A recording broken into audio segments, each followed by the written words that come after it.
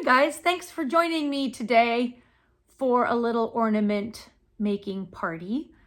I'm gonna show you guys a couple of super simple and ones that are a tiny bit more involved ornaments that we've made over the years for our Christmas tree or just decorating our house.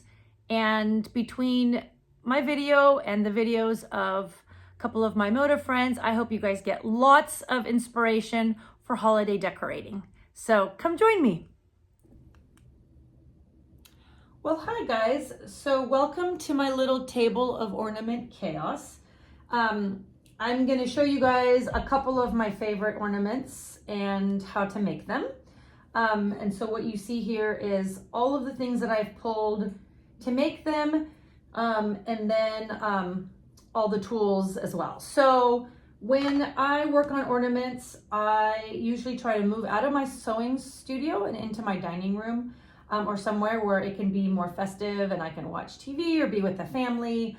A lot of times it's more than just me making it, so that also helps. So I kind of gather all my materials and then go back to the sewing studio when I need to sew something. But so let me just tell you what you would need. You're going to need a scrap of red, green, and cream fabrics. I literally just pulled my current scraps, and I'm going to need them in sizes that are 2.5 and 2 inches for a couple of these projects. So I just basically got a pile of scraps, and then my rotary cutter, my favorite ruler, my little fig tree mini mat because I love it and it's green.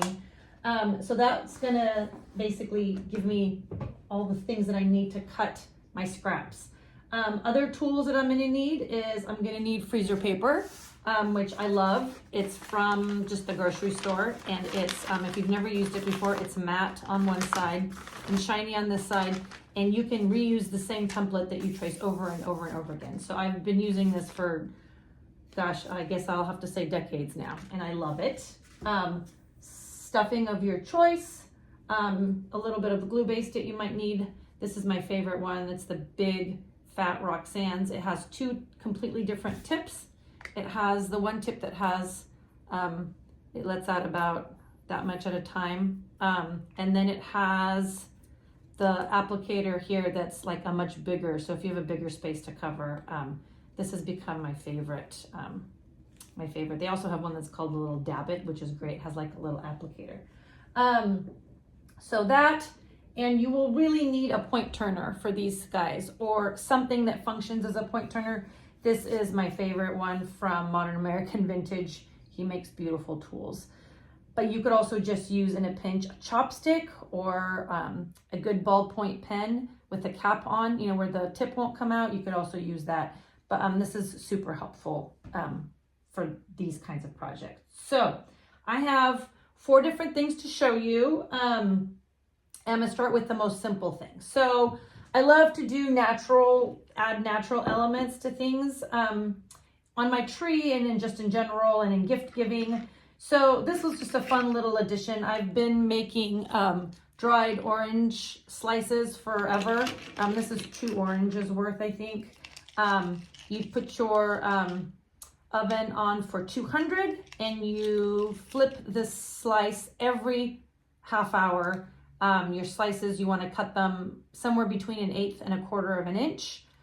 And you want to, when you first put them on your cookie sheet, you really want to pat it dry as much as possible. That will really help you. Otherwise, it'll take you days to get them dry. So those are kind of my tricks and tips on getting these completely dry and still not burnt looking. So for these guys, I just took a couple little pieces of wool scraps and tied a little bit of a velvet ribbon on them. And so I don't know if you guys can see them. They make now a great little addition to a present. They can obviously be an ornament on a tree, but I'll probably add them to handmade gifts that I just wrap in like craft paper or something. They're just so cute with that little addition of green and red. It just adds kind of like the next little level. So that's just like a little super simple project that can be done. It's completely not so related other than cutting out a little pieces of wool for leaves. The next project on the scale of simplicity from the ones that I've pulled here is probably going to be this small star and candy cane garland. So we did this as a part of our sale a few weeks ago, and it was really popular. So we created a little pattern sheet for it that we have for sale in the shop, and you can read all about it on the blog, but I wanted to show you guys how I actually make them. For the original one that we did, and I'll show you some pictures of it at the end of this tutorial, they were just all one fabric. And so it works equally well with just one fabric. But for these, I decided to go patchworky, and I did one all reds and then another one with all greens. Aren't those so cute with a little button inside? It was kind of like the next little level of these stars. So I was going to show you guys how to make those. And then with that, in that same little pattern comes these little stocking guys. So I'll talk you real through those. So for these, what you're going to need for this is, if you can see over here, I've traced all of my shapes that I'm going to use to freezer paper. So that's going to be for the big star that I'm about to show you. And then this is the small star and not stocking. Why did I call that a stocking? The candy cane. So I just trace out the shape from my pattern. And then I'm going to cut that out on the line. And that's going to be my shape that I then, so I also showed you guys, I wanted to show you guys the ones that I've already used. So I've used this one like 5 or 6 times. This is what it looks like after 5 or 6 times use. It's still got the sticky stuff on it. I can still keep reusing the same one. Same with the candy cane. So love it. You can just keep redoing it. So for the patchwork star, I made a little grid of 4x4 patches, and I just alternated cream scrappies with green scrappy pieces, or these guys, and these are all 2 inchers. I then just take a piece of fusible fleece, and I'm going to press that right to the back of that so that I have a thicker piece to work with. And then if you can see on these, I then on my machine find my zigzag stitch and elongate it to the longest and the widest. And so I think I have a YouTube tutorial on how to do that stitch. If not, it's on the blog. If you can see that up there, it's basically a giant wide zigzag, and it mimics hand stitching or big stitch stitching, and I love kind of the texture that it adds. So my trick for that, because I have another piece here for the bigger one that's already, is I stitch it, and if you guys can see that on there, I basically just stitch the lines. I don't really use a guide, I just use the foot. It doesn't matter if they're uneven because it's supposed to mimic hand quilting. And then what I do when I'm done with whatever piece I'm using is I'm gonna go and spray it with a little bit of flatter or a little bit of starch or even just a little bit of water. And then I'm gonna scrunch it up, and then I'm gonna press it lightly with my iron. Not dry it, but just press it lightly. And so what that does is it scrunches it up a tiny bit, and it gives it even a little bit more texture. So like here, if you can see, it's given it a little bit more texture all throughout. And I love that. It kind of gives it like an old time quilted look. So that's how I would prep my piece.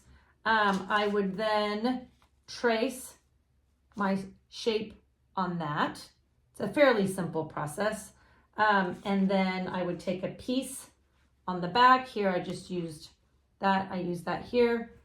Put the 2 things together. I have a bigger piece here for the larger one. So you would trace it and then put your back on that.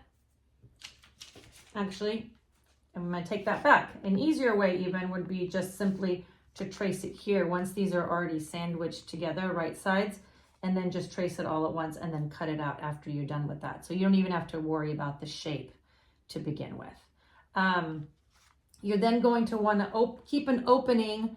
The best place to keep an opening if you're going to make these ornaments that hang are either on the valley right here, so that the opening is from here to here, so that when you tuck in this and trim that up, it hangs right on the inside, or alternatively, as close as you can get to the tip. You can't do it right on the tip because it will be really hard to close that. I mean, you could, but you would struggle. So it can be a star that has that right there on the end, or it can be right here.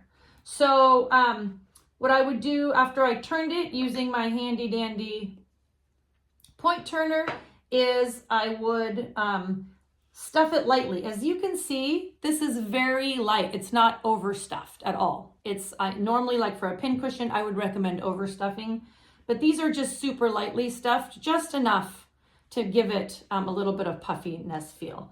Then I would tuck in my little piece of velvet ribbon, any kind of ribbon, twine would work, into my opening and stitch that opening closed. And then I love the addition of putting the button in the middle right here.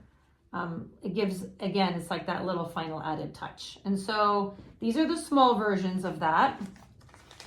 And then this one, I wanted to show you what the original inspiration was. Years and years ago, I bought this beautiful stuffed star that someone made from a vintage quilt. Isn't that gorgeous? And it's been on my tree, the topper for my tree, for so many, many years. And this was the inspiration behind both of these stars, actually, but this one is one that we did last year as a part of one of our subscriptions. And again, these are bigger squares, the 2.5, and again, it's that same stitching that I like to use on there, and the process is exactly the same.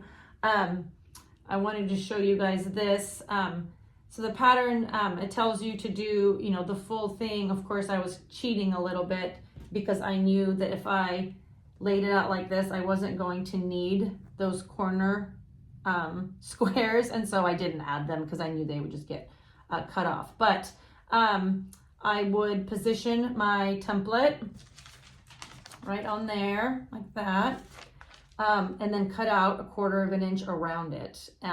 Tuck in whatever I'm going to use for my hanging, and again, do the same thing that I talked about before, where I'm just going to sandwich that with my back piece, and I'm going to sew it, then I'm going to turn it, then I'm going to work my way out into all of the corners with a point turner, and then I'm going to stuff it. Again, I'm going to stuff it fairly lightly. It's not going to be overstuffed. It's not going to be real thick, enough so that I can easily get a button in the middle and still have it feel soft and squishy. So that's the patchwork star, the bigger version. With the smaller versions, these are all going to go to decorate my tree this year. So those are those guys right there. And I did have on the candy canes, I wanted to show you guys, basically these look so fun with any kind of stripe. It gives the candy cane effect, obviously. And this is the way I'm going to design, or the way I'm going to use this. And I'm literally going to take a couple of these that I've already made, and I'm going to tie them up into a little set. And they're not even going to end up being ornaments on my tree, probably. They're going to be ornaments in like a little bowl or something. Isn't that so cute? Just together like that. And it's just going to go in something as a decoration. But something I wanted to show you guys is that, so the stripes, if you just position the fabric in a way that gives you that diagonal stripe, all you need is a striped fabric. But I thought ones would look really cute with gingham as well. And so there's my shape. This is a really good place to leave your opening right here on the inside of the stocking. Why do I keep calling that a stocking? On the inside of your candy cane. But I wanted to show you guys in terms of turning. Oh, sorry, before I do that.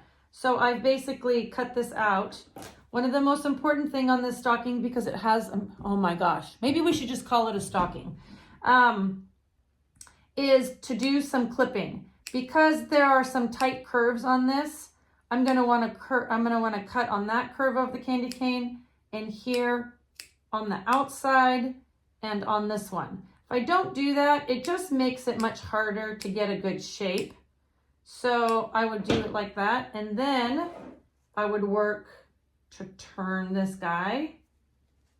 So I do it first. I make sure that I back stitched on my opening on both sides. Otherwise it will just come up apart completely while you do this step.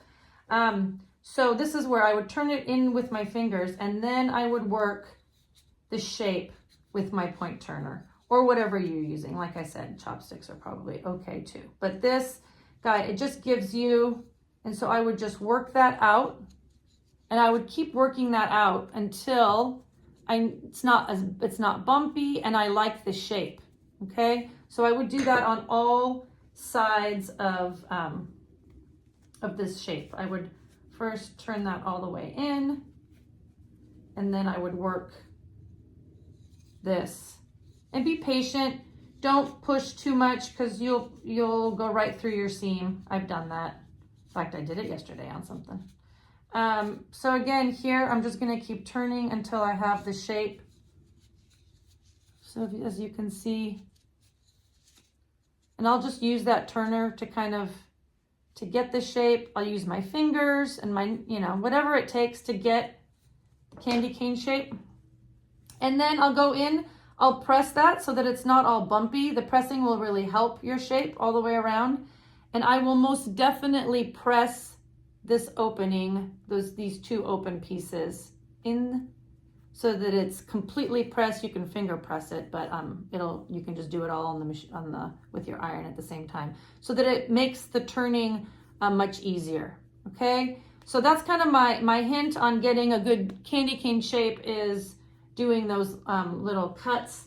And then my other tip is be patient with the stuffing. So really, to get a shape like this, I mean, this is usually true with when you're stuffing anything, is you want to just put in little tiny pieces of stuffing. Don't be tempted to put in one giant piece of stuffing at a time. I'll put in a little tiny piece, and then I'll push it through all the way to the end so that it doesn't, and I'll make sure that it stays as soft as I can, still gets a good shape, and then I'll put in another tiny piece, and so forth and so forth. I mean, you don't want to watch me do that whole thing, but another little piece, and then I'll push that in. I think the temptation is to do it quickly and to put in a whole gob of stuffing, and then you get big, lumpy, bumpy objects. So, gosh, I think these are going to be so cute with gingham ones. So these are already done. They're stuffed. And then the little corners, or not the little corners, the little inside right here has just been stitched up by hand. You could stitch that up by machine too. But I think I'll add 2 more of those little gingham ones for a little set. Wouldn't that be so cute? Heck, maybe I will put these on the Christmas tree. So anyway, that is with the stars. We did that as a garland. So that would be a really cute too, near the Christmas tree or along the Christmas tree, star and candy cane alternating. That was kind of the original idea on those guys. And then 2 quick things I wanted to show you guys that we have done for years. One of them is called the pine cone, and it's an ornament that we have done before. These are the original ones all done. Aren't those cute? The pattern is called pine cones. And here's some brown ones for more autumnal decorating. But I just wanted to show you a couple of quick things. So on this guy, to get the shape, it's the opposite in terms of stuffing. You want to stuff that sucker as much as you can, and then you want to work it with your fingers so that you get the shape that you want. You then want to run a double thick quilting thread or something else that isn't going to break on you when you pull it all the way around double, and you're going to close that up with that thread all as far in as you can. It doesn't have to be closed because you're going to be covering it with leaves or with little pine cone toppers, but you want to get that closed up so it's like a small hole. And then I just wanted to show you how these work. The little leaves are cut out like this, and then you just take any set of scraps of these guys, as you can see, and make them again, perfect scrap buster project. And you're going to lay them out in a line. So there's 3 rows. You're going to lay these out in a row all the way around. I think it takes 8 for the bottom row. I can't remember now. And you're going to just whip stitch those onto your pine cone. And then you're going to do the same thing with another little layer right above it. And then you're going to do the little topper ones, which are smaller in the pattern, on the top. And then it doesn't matter how ugly it is on the top, because you're going to cover it up with a tiny little piece of felt or wool, or you could do a piece of fabric that you've turned the edges under with a little hole in the middle for hanging. So this one's definitely a little bit more involved just because the pieces are smaller, so it's a little bit more fiddly. And whereas the stars and I'm going to call it correctly, the candy canes are a little bit more simple. But this is a really fun project. You can do this by hand sitting on the couch while your family watches TV. So that's going to be a nice little addition to our our collection this year around. And then this is not really an ornament, but it's been a long favorite around here, is our little mini stockings. And I love the little scalloped edge. And so those always go up around different parts of our house. You can do the body patchwork, or you can do it all one fabric, the little scallop in there. And then we love to use this little tape measure as all kinds of little decorations. So hopefully this has inspired you guys to do some handmade decorating of your own. I have a bunch of little pieces that I now have to finish so that I can actually get these up in my house this year. Thanks you guys for watching, and be sure you go follow my other Moda friends. I think there's at least 3 other video ornament fun going on this morning. Merry Christmas and happy holidays, you guys.